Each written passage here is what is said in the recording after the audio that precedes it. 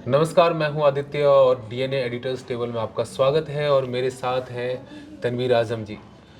आज हम चर्चा करने वाले हैं उत्तर प्रदेश से जुड़ा एक मुद्दा है जो लगातार इन दिनों सुर्खियों में है। वो है कि भारतीय जनता पार्टी के भीतर जो यूपी की लीडरशिप है उसके भीतर इनफाइटिंग की स्थिति पैदा हो चुकी है और लगातार इसको लेकर अलग अलग बैठकें हो रहे हैं, अलग अलग दौर की मीटिंग्स हो रही हैं। तो इसको लेके हम समझने की कोशिश करेंगे कि इसके जो सियासी समीकरण है वो क्या है। सर, जो लगातार पिछले एक दो हफ्ते से लगातार देखने को मिल रहा है कि सेंट्रल लीडरशिप, स्टेट की जो लीडरशिप है उसके साथ लगातार मीटिंग कर रही है। कुछ तो मामला है जो बिल्कुल सही नहीं है, जिसको सही करने की कोशिश की जा रही है। देखिए, कुछ नहीं, बहुत कुछ ऐसा है जो सही नहीं है। जी जी। और वो बिल्कुल अब मतलब जो है वो बिल्कुल ऊपर सतह के ऊपर आ चुकी हैं सारी चीज़ें कि आंतरिक कलह जो है बीजेपी की वो बिल्कुल खुल के सामने आ रही है। और उसमें इस पूरी कहानी के कुछ किरदार हैं। एक तरफ तो सीएम योगी आदित्यनाथ हैं, एक तरफ डिप्टी सीएम केशव प्रसाद मौर्य जी हैं, और ये तो वो स्टेट लेवल की अगर बात करें तो है।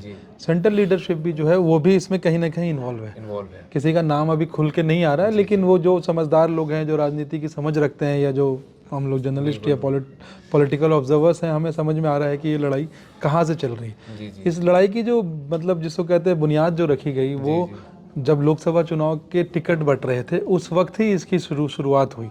और फिर जब बीजेपी 62 सीटों से सिमट के 33 सीटों पे आ गई जून 4 को जब रिजल्ट आए, तो देखिए जब कोई पार्टी जीतती रहती है तो कोई भी पार्टी जीते या किसी के, मान लीजिए हमारे घर में जब हमारे बच्चे अच्छे नंबर ला रहे होते हैं तो हम उनको कुछ उनका एनालिसिस नहीं करते हैं, हम खुश रहते हैं कि चलो सब कुछ अच्छा चल रहा है। लेकिन द मोमेंट दे फेल, फिर हम उस पर तरह तरह की स्क्रूटनी करते हैं। अब अभी जो ये लड़ाई है, ये जो मुझे लगता है, और जिस तरीके की जो अभी मंगलवार को जो एक मीटिंग हुई जिसमें जेपी नड्डा भी थे, जिस पे जो उत्तर प्रदेश के बीजेपी के जो प्रभारी हैं भूपेंद्र सिंह, और केशव प्रसाद मौर्य भी थे। वहाँ पे जो बात, जो सोर्सेज के थ्रू हमें पता चली है, जो जिस तरीके की बातचीत हुई है, उसमें केशव प्रसाद मौर्य और इन्होंने साफ कहा है कि जो चीफ मिनिस्टर हैं वो ब्यूरोक्रेट्स पे ज़्यादा भरोसा करते हैं, उनसे ज़्यादा काम करवाते हैं, उन पे ज़्यादा उनसे मतलब उम्मीदें उनसे हैं, और पार्टी के लीडर या कार्यकर्ताओं से उनको मतलब उनसे ज़्यादा सरोकार नहीं रखते हैं।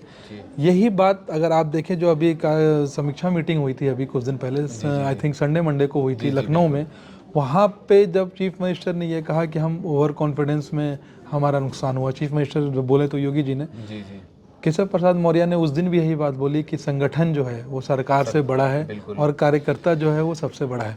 तो आप ये समझिए कि ये केशव प्रसाद मौर्य ने ये कार्यकर्ता वाला जो एक उठाया है ना मुद्दा, ये सबसे सेफ बात होती है। अगर किसी भी लीडर को अपनी बात रखनी है तो वो इस तरीके से अगर इस अपनी बात को रखता है कि भाई पार्टी का कार्यकर्ता बड़ा है, पार्टी के कार्यकर्ताओं की अनदेखी हो रही है, तो वो एक सेफ ग्राउंड पे रहता है। और ये हम सब जानते हैं कि केशव प्रसाद मौर्य को बीजेपी सेंट्रल लीडरशिप के एक बहुत बड़े लीडर हैं, उनका संरक्षण या कहें उनका हाथ है उनके ऊपर, तभी वो इतना बोल पा रहे हैं। और वो साहब जो हैं, वो लीडर जो हैं, वो अभी किसी भी समीक्षा मीटिंग में नहीं है। और नाम नहीं लूंगा मैं, मतलब क्योंकि ये सोर्सेज के हवाले से खबर, आज ना कल लोग समझ जाएंगे, से ही वो सारी चीज़ों को देख रहे हैं, बिल्कुल देख रहे हैं, क्योंकि बीजेपी को उत्तर प्रदेश में वापस सत्ता में लाने में उनका बहुत बड़ा योगदान रहा, बीजेपी को इतनी सशक्त पार्टी बनाने में उनका बहुत बड़ा योगदान है। जिस तरीके से अब आप देखिए कि भूपेंद्र सिंह के खिलाफ भी आवाज़ें उठ रही हैं, कोई कह रहे हैं कि भाई उनको मतलब इस्तीफ़ा देना चाहिए, क्योंकि भाई पार्टी उनके नेतृत्व में हारी है तो किसी को तो उसकी जिम्मेदारी लेनी है। अनुप्रिया पटेल जिस तरीके से खुल के आ रही हैं कि भाई ओबीसी के जो स्कीम्स हैं वो सही से लागू नहीं हो रहे हैं। बीजेपी जो हारी है उत्तर प्रदेश में, अगर देखें तो वो जो अखिलेश का और कांग्रेस का जो पीडीए गठबंधन था, उसकी वजह से बीजेपी को काफ़ी लॉस हुआ है। टिकट वितरण पे भी कुछ ऐसी बातें हम लोगों को उस वक्त पता चली थी कि भाई योगी नहीं चाहते थे बहुत सारे लोगों को कि इनको टिकट मिले, लेकिन सेंट्रल लीडरशिप ने उनकी नहीं सुनी और उनको टिकट दिया। नतीजा जो है वो सबके सामने है। अब अंदर खाने ये भी बात चल रही है कि भाई योगी जी को ही सीएम के पोजीशन से हटाया जा सकता है, कि उनको कुछ और संगठन में कोई बड़ी पोजीशन दी जा सकती है और किसी नए सीएम को वहाँ पे लाया जा सकता है। देखिए, एक बात हमेशा याद रखिएगा, केशव प्रसाद मौर्य उस वक्त बीजेपी के अध्यक्ष थे जब बीजेपी पावर में आई थी, और उनको लगा था, और सबको लगता है, और लाजमी है, सबको लगना भी चाहिए राजनीति कि वो मुख्यमंत्री बनेंगे। और कुछ देर तक, कुछ घंटों तक उनका नाम भी चला था, लेकिन उस टाइम फिर मनोज सिन्हा का नाम चला। मनोज सिन्हा तो मैं आपको बताऊं, मनोज सिन्हा तो बिल्कुल तैयार थे, वो तो मंदिर में जाके पूजा पाठ भी कराए।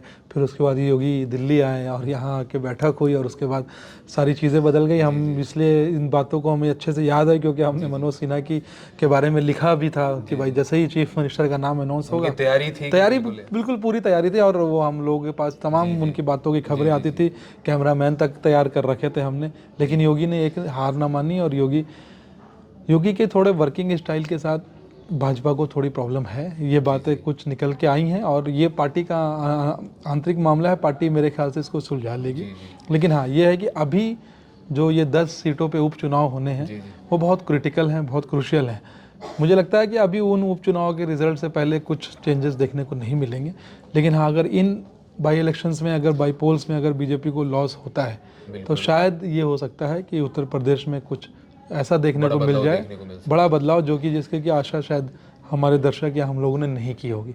और लगातार घटनाक्रम देखें सर तो कुछ दिनों पहले ऐसा भी देखने को मिला कि संघ के प्रमुख भी गए थे मिलने के लिए, लेकिन मुलाकात नहीं हुई। और लगातार वो सारी चीज़ें अक्सर ऐसा देखा गया है कि भारतीय जनता पार्टी में जब भी ऐसा रहा है कि लीडरशिप को लेके जब भी संशय की स्थिति पैदा हुई है तो एक कार्यकर्ताओं का बड़ा रहता है कि हमने देखा है कि वो बहुत पोलराइज होते हैं। जब 14 में ही बात करें या 13 में बात करें तो एक तरफ जो सेंटर की लीडरशिप थी, एक तरफ मोदी जी का नाम था, तो उसमें देखा गया कि कैडर की तरफ से मोदी जी को बहुत सपोर्ट मिला। बिल्कुल। तो ऐसे कंडीशन में अगर केशव मौर्य और सीएम योगी के बीच में अगर होता है तो कार्यकर्ताओं का जो रुझान होगा वो किधर होगा? देखिए, इसमें कोई शक नहीं है, कोई दो राय नहीं है कि योगी जी जो हैं वो सीएम योगी काफ़ी पॉपुलर हैं और उसमें कोई ऐसा कुछ मतलब इसमें कुछ बोलना ही नहीं। इट गोज़ विदाउट सेइंग कि भाई उत्तर प्रदेश में आज के डेट में सबसे पॉपुलर अगर कोई बीजेपी का लीडर है तो वो योगी जी हैं।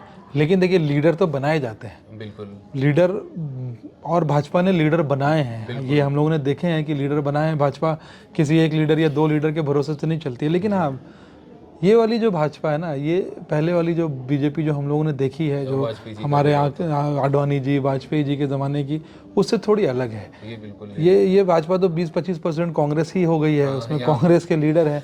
कार्यकर्ता कहीं ना कुछ बातों से बिल्कुल क्षुब्ध हो गया है। उनको लगता है कि हमारी नहीं सुनी जा रही, आप ऊपर से ला रहे हैं कैंडिडेट। और इस चुनाव में ये देखने को मिला कि बहुत सारे ऐसे कैंडिडेट जो दूसरी पार्टी से आए थे, हाँ, वो हारे और जो जीते वो मंत्री बन रहे। तो अब कार्यकर्ताओं का, पार्टी कितना कार्यकर्ताओं का फीडबैक अब लेती है, इस पे एक मतलब अब एक सवालिया निशान है। क्योंकि अब ये पार्टी भी धीरे धीरे थोड़ा सा कांग्रेस के उसमें जा रही है कि भाई हाई कमान जो बोलेगा वही होगा। और इस मामले में अभी अमित शाह और प्रधानमंत्री की भी मुलाकात हुई थी और जैसे सोर्सेज बताएं कि इस मामले के में भी उनका मतलब डिस्कशन चला है कि भाई क्या करना है, कैसे करना है।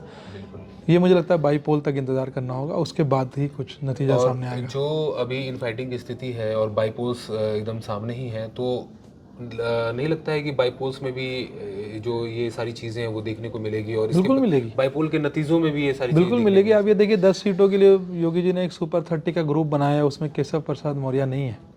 उस ग्रुप ऑफ लीडर में केशव प्रसाद मौर्य नहीं है।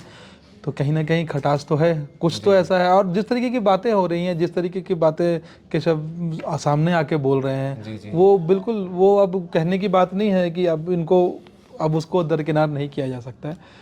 और अगर इसमें मुझे कहते हुए कोई ये नहीं कि अगर पार्टी बाईपोल हार जाती है, बाईपोल में अगर जो 10 सीटें हैं अगर उसमें उनकी लॉस होती है तो शायद मतलब भाजपा का जो सेंट्रल लीडरशिप है वो शायद कुछ कड़े डिसीजन ले सकता है। और 27 में चुनाव हैं, 27 में अभी वक्त है। अगर पार्टी, जैसे कि कुछ भाजपा के एमएलए वगैरह कह रहे हैं कि हम जिस स्थिति में हैं, हमें नहीं लगता कि हम 27 का इलेक्शन जीतेंगे। दूसरी तरफ से अखिलेश यादव जिस तरह से अग्रेसिव हो रहे हैं, जो आज सुबह भी उन्होंने मॉनसून ऑफर लाया कि भाई 100 लाओ और सरकार बनाओ।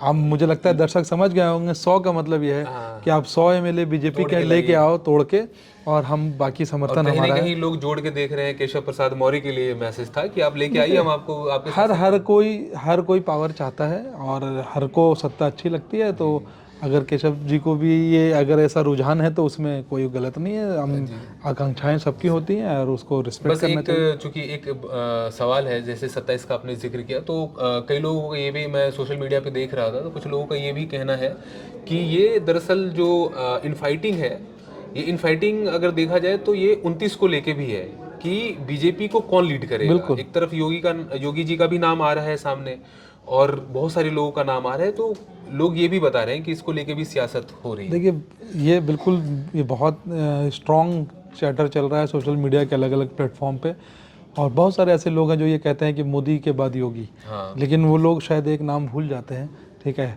वो मोदी के बाद उनका भी नाम आना चाहिए। और कहीं ना कहीं ये जो पूरा चल रहा है, मुझे लगता है योगी जी की ताकत को थोड़ा कम करने की एक कवायद है। जी, और कौन कितना कामयाब होगा, राजनीति है, कल सुबह पता नहीं क्या हो।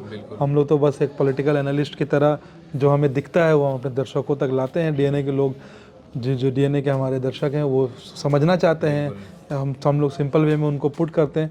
तो सिंपली पुट मैं यही कहना चाहूँगा कि उत्तर प्रदेश में भाजपा में सब कुछ ठीक नहीं चल रहा है, और शायद वहाँ पे चेंज ऑफ गार्ड देखने को मिले, शायद हमें एक नया मुख्यमंत्री ही देखने को मिल जाए, परिवर्तन भी देखने को मिल सकता है, या कोई बड़े बदलाव भी हो सकते हैं। सारी चीज़ें भविष्य के गर्त में है, जिसके लिए हमें थोड़ा सा इंतज़ार करना होगा।